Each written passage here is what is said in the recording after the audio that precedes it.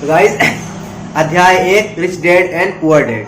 Robert Kiyosaki के अनुसार मेरे दो डैडी थे, एक अमीर और दूसरे गरीब। एक बहुत पढ़े लिखे थे और समझदार थे।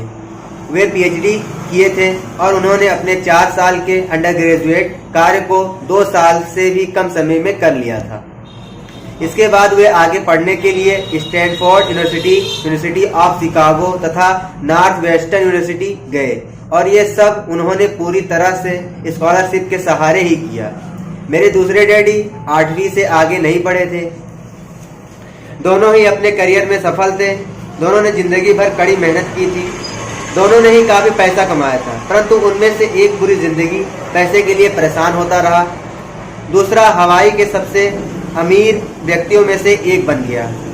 एक के मरने पर उसके परिवार, चर्च और जरूरतमंदों को करोड़ों डॉलर की दौलत मिली। दूसरा अपने पीछे कर्ज छोड़कर मरा। मेरे दोनों डैडी इरादे के पक्के, चमत्कारी और प्रभावशाली थे। दोनों ने मुझे सलाह दी, परंतु उनकी सलाह एक सी नहीं थी। दोनों ही शिक्षा पर बहुत जोर देते थे, परंतु उनके द्वारा सुझाए गए पढ़ाई के विषय अलग अलग थे। अगर मेरे पास केवल एक ही डैडी होते तो मैं या तो उनकी सलाह मान लेता या फिर उसे ठुकरा देता। चूंकि सलाह देने वाले दो थे, इसलिए मेरे पास दो विरोधाभासी विचार थे, एक अमीर आदमी का और दूसरा गरीब आदमी का। किसी भी एक विचार को सीधे सीधे मान लेने या ना मानने के बजाय मैं उनकी सलाहों पर काफी सोचा करता था, उनकी तुलना करता था और फिर खुद के लिए फैसला किया करता था। समस्या यह थे कि अमीर डैडी अभी अमीर नहीं थे और गरीब डैडी अभी गरीब नहीं थे। दोनों ही अपने करियर शुरू कर रहे थे और दोनों ही दौलत तथा परिवार के लिए मेहनत कर रहे थे, परंतु पैसे के बारे में दोनों के विचार और नजरिए एकदम अलग थे। उदाहरण के तौर पर एक डैडी कहते थे, पैसों का मोह ही सभी बुराइयों की जड़ है, जबकि दूसरे डैडी कहा करते थे, पैसे की कमी ही सभी बुराइयों की जड़ है। जब मैं छोटा था तो मुझे दोनों डैडियों की अलग अलग सलाहों से दिक्कत होती थी। एक अच्छा बच्चा होने के नाते मैं दोनों की बातें सुनना चाहता था। परेशानी यह थी कि दोनों एक सी बातें नहीं कहते थे। उनके विचारों में जमीन आसमान का फर्क था, खासकर पैसे के मामले में। मैं काफी लंबे समय तक ये सोचा करता कि उनमें से किसने क्या कहा, क्यों कहा और उसका परिणाम क्या होगा। मेरा बहुत सा समय सोच विचार में ही गुजर जाता था। मैं खुद से बार बार इस तरह के सवाल पूछा करता था, उन्होंने ऐसा क्यों कहा, और फिर दूसरे डैडी की कही हुई बातों के बारे में भी इसी तरह के सवाल पूछता। काश मैं यह बोल सकता, हाँ मैं बिल्कुल सही है, मैं उनकी बातों से पूरी तरह सहमत हूँ, या यह कहकर मैं सीधे उनकी बात ठुकरा सकता, बुड्ढे को यह नहीं पता कि वह क्या कह रहा है। चूंकि दोनों ही मुझे प्यारे थे, इसलिए मुझे खुद के लिए सोचने पर मजबूर होना पड़ा। इस तरह सोचना मेरी आदत बन गई, जो आगे चलकर मेरे लिए बहुत फायदेमंद साबित हुई। अगर मैं एक तरह से ही सोच पाता तो यह मेरे लिए इतने फायदेमंद नहीं होता। धन दौलत का विषय स्कूल में नहीं बल्कि घर पर पढ़ाया जाता है। शायद इसलिए अमीर लोग और ज्यादा अमीर हो जाते हैं, जबकि गरीब और ज्यादा गरीब हो जाते हैं और मध्यम वर्ग कर्ज में डूबा रहता है। हम में से ज्यादातर लोग पैसे के बारे में अपने माता पिता से सीखते हैं। कोई गरीब पिता अपने बच्चे को पैसे के बारे में क्या सिखा सकता है? वह सिर्फ इतना ही कह सकता है, स्कूल जाओ और मेहनत से पढ़ो। हो सकता है वह बच्चा अच्छे नंबरों से कॉलेज की पढ़ाई पूरी कर ले, फिर भी पैसे के मामले में उसकी मानसिकता और उसका सोचने का ढंग एक गरीब आदमी जैसा ही बना रहेगा। यह सब उसने तब सीखा था जब वो छोटा बच्चा था। धन का विषय स्कूलों में नहीं पढ़ाया जाता।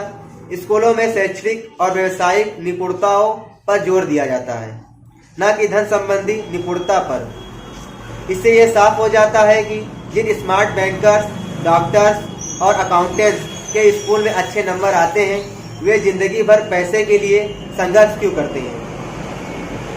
हमारे देश पर जो भारी कर्ज लदा हुआ है वो काफ़ी हद तक उन उच्च शिक्षित राजनेताओं और सरकारी अधिकारियों के कारण है जो आर्थिक नीतियां बनाते हैं, और मजे की बात यह है कि वे धन के बारे में बहुत कम जानते हैं।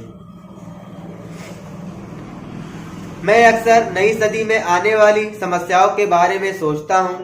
तब क्या होगा जब हमारे पास ऐसे करोड़ों लोग होंगे जिन्हें आर्थिक और चिकित्सीय मदद की जरूरत होगी। धन संबंधी मदद के लिए या तो वे अपने परिवारों पर या फिर सरकार पर निर्भर होंगे।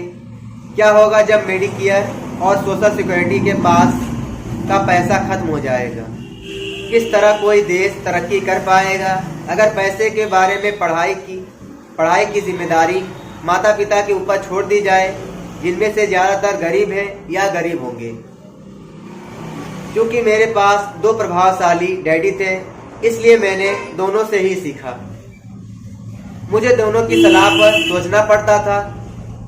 इस तरह से सोचते सोचते मैंने यह भी जान लिया कि किसी व्यक्ति के विचार उसकी जिंदगी पर कितना जबरदस्त प्रभाव डाल सकते हैं। उदाहरण के तौर पर एक डैडी को यह कहने की आदत थी, मैं इसे नहीं खरीद सकता। दूसरे डैडी इन शब्दों के इस्तेमाल से चिढ़ते थे। वे जोर देकर कहा करते थे कि मुझे इसके बजाय यह कहना चाहिए, मैं इसे कैसे खरीद सकता हूँ। पहला वाक्य नकारात्मक है और दूसरा प्रश्नवाचक।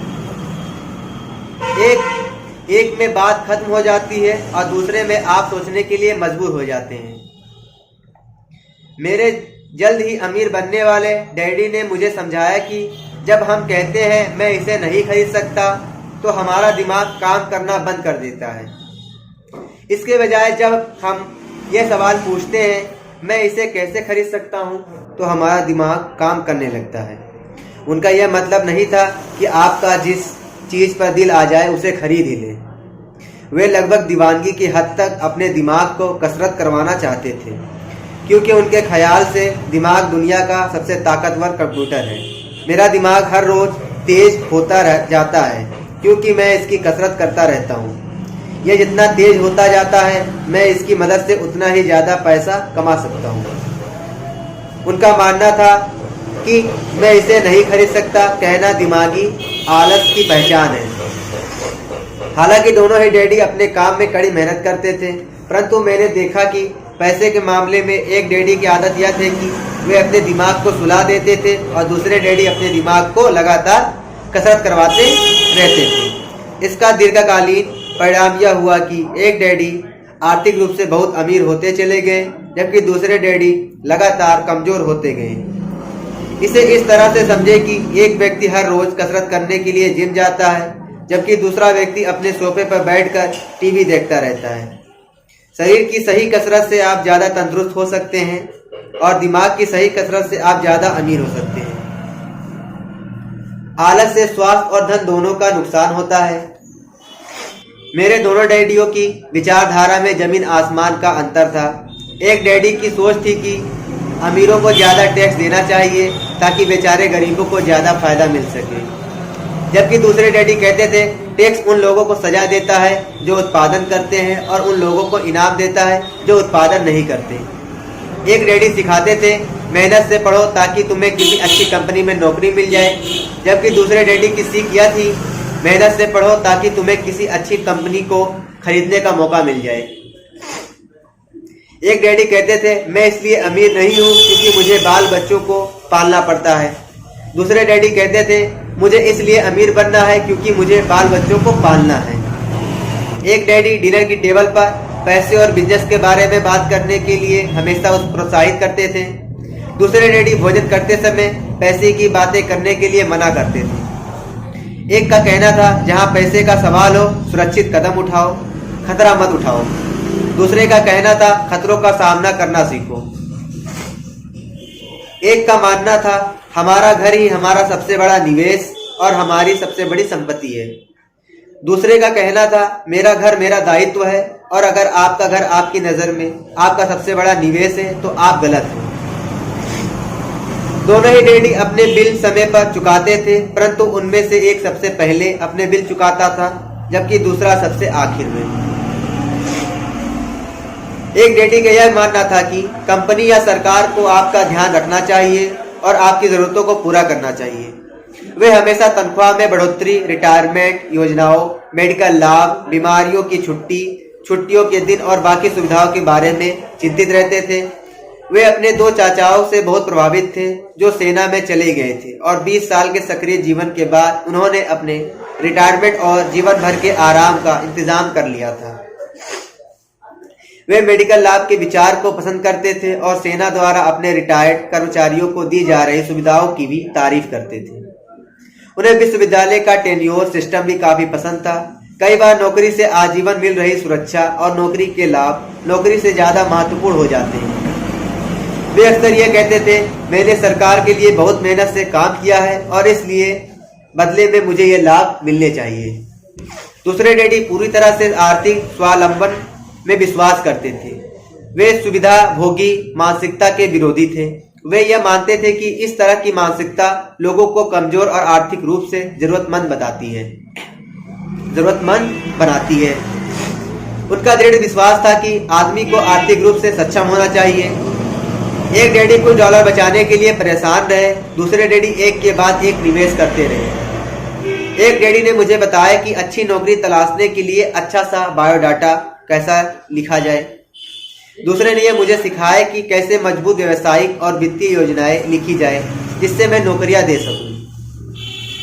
2 प्रभावशाली डैडियों के साथ रहने के कारण मुझे यह विश्लेषण करने का मौका मिला कि उनके विचारों का उनके जीवन पर कितना प्रभाव हो रहा है। मैंने पाया कि दरअसल लोग अपने विचारों से ही अपने जीवन को दिशा देते हैं। उदाहरण के तौर पर मेरे गरीब डैडी हमेशा कहा करते थे, मैं कभी अमीर नहीं बन पाऊंगा, और उनकी यह भविष्यवाणी सही साबित हुई। दूसरी तरफ मेरे अमीर डैडी हमेशा खुद को अमीर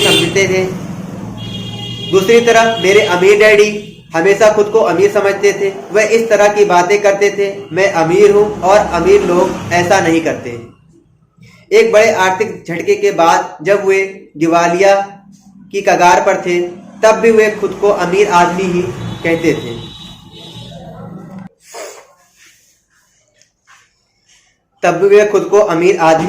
रहे। वे अपने समर्थन में यह कहते थे, गरीब होने और पैसा ना होने में फर्क होता है। पैसा पास में ना होना अस्थायी होता है, जबकि गरीबी स्थायी है। पैसा पास में ना होना अस्थायी होता है, जबकि गरीबी अस्थायी है। मेरे गरीब डैडी यह भी कहते थे, मेरी पैसे में कोई रुचि नहीं है या पैसा महत्वपूर्ण नहीं है। मेरे अमीर डैडी हमेशा कहते थे, पैसे में बहुत ताकत है। हो सकता है हमारे विचारों की ताकत को कभी भी मापा ना जा सके या फिर उनके पूरी तरह से समझा ना जा सके। फिर भी बचपन में ही मैं यह समझ गया था कि हमें अपने विचारों पर ध्यान देना चाहिए और अपनी अभिव्यक्ति पर भी। मैंने देखा कि मेरे गरीब डैडी इसलिए गरीब नहीं थे क्योंकि वे कम कमाते थे, बल्कि इसलिए गरीब थे क्योंकि उनके विचार और काम गरीबों की तरह थे। 2 डैडी होने के कारण बचपन से ही मैं इस बारे में बहुत सावधान हो चला था कि मैं किस तरह की विचारधारा अपनाऊं। मैं किसकी बात मानूं, अपने अमीर डैडी की या अपने गरीब डैडी की। हालांकि दोनों की शिक्षा और ज्ञान को बहुत महत्वपूर्ण मानते थे, परंतु क्या सीखा जाए इस बारे में दोनों की राय अलग अलग थी। एक चाहते थे कि मैं पढ़ाई में कड़ी मेहनत करूं, डिग्री लूं और पैसे कमाने के लिए एक अच्छी सी नौकरी ढूंढ लूं। वे चाहते थे कि मैं एक पेशेवर अधिकारी, वकील या अकाउंटेंट बन जाऊं या MBA कर लूं। दूसरे डैडी मुझे प्रोत्साहित करते थे कि मैं अमीर बनने का रहस्य सीख लूं, यह समझ लूं कि पैसा किस तरह काम करता है और यह जान लूं कि इससे अपने लिए कैसे काम लिया जाता है। मैं पैसे के लिए काम नहीं करता, इन शब्दों को वे बार बार दोहराया करते थे। पैसा मेरे लिए काम करता है। 9 वर्ष की उम्र में मैंने यह फैसला किया कि पैसे के बारे में मैं अपने अमीर डैडी की बात सुनूंगा और उनसे सीखूंगा। यह फैसला करने का मतलब था अपने गरीब डैडी की बातों पर ध्यान न देना। हालांकि उनके पास कॉलेज की बहुत सी डिग्रियां थी और मेरे अमीर डैडी के पास नहीं थी। पैसे के बारे में अपने पढ़े लिखे डैडी की सलाह और नज़रिए को ना सुनने का मेरा फैसला दुखद था, परंतु यह एक ऐसा फैसला था जिसने मेरी ज़िंदगी की दिशा तय कर दी। एक बार मैंने यह फैसला कर लिया कि मुझे किसकी बात सुननी है, तो उसके बाद मेरी धन संबंधी शिक्षा शुरू हो गई। मेरे अमीर डैडी ने मुझे 30 साल से भी ज़्यादा समय तक सिखाया, तब तक जब तक कि मेरी उम्र 39 साल नहीं हो गई, और इसके बाद उन्होंने सिखाना बंद कर दिया। उन्होंने ये देख लिया था कि मैं सब समझ चुका हूँ जो वे मेरी मोटी बुद्धि में भरने की कोशिश कर रहे थे। पैसा एक तरह की ताकत है, परंतु इससे भी बड़ी ताकत है वित्तीय शिक्षा। पैसा तो आता और जाता रहता है, परंतु अगर आप ये जानते हैं कि पैसा किस तरह से काम करता है तो आप ज़्यादा ताकतवर हो जाते हैं और आप दौलत कमाना शुरू कर सकते हैं। केवल सकारात्मक चिंतन से ही समस्या हल नहीं हो सकती, क्योंकि ज़्यादातर लोग स्कूल में पढ़ते हैं और वहाँ वे कभी यह नहीं सीख पाते कि पैसा किस तरह से काम करता है। इसलिए वे पैसे के लिए काम करने में अपनी सारी ज़िंदगी बर्बाद कर देते हैं। मेरी शिक्षा जब शुरू हुई थी तब मैं केवल 9 साल का था, और इसी कारण में मेरे अमीर डैडी ने मुझे जो पाठ पढ़ाए वे बहुत आसान थे, और सारी बातों को छोड़कर विचार किया जाए तो उन्होंने मुझे 30 सालों तक कुल 6 महत्वपूर्ण पाठ पढ़ाए। यह पुस्तक उन्हीं 6 पाठकों के बारे में है, और इसे भी उतनी ही आसान बनाने की कोशिश की गई है जितना कि मेरे अमीर डैडी ने इन्हें मेरे लिए आसान बनाया था। यह पाठ आपके लिए जवाब की तरह नहीं लिखे गए हैं, बल्कि मार्गदर्शक की तरह लिखे गए हैं। ऐसे मार्गदर्शक जो ज़्यादा अमीर बनने में आपकी और आपके बच्चों की मदद करेंगे, चाहे बदलती हुई इस अनिश्चित दुनिया में कुछ भी होता रहे।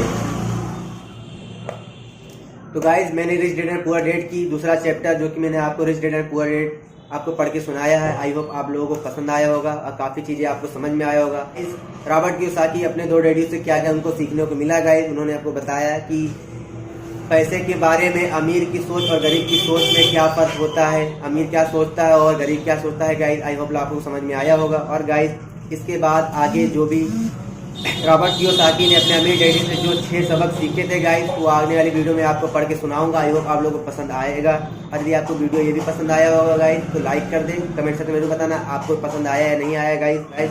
चैनल को सब्सक्राइब जरूर कर ले, और यदि आपको पढ़ना है कुछ तो गाइज मैं डिस्क्रिप्शन इसका लिंक दे दूंगा बुक का, आप चाहे तो फ्लिपकार्ट से उसको मंगा कर ही पढ़ सकते हैं। तो गाइज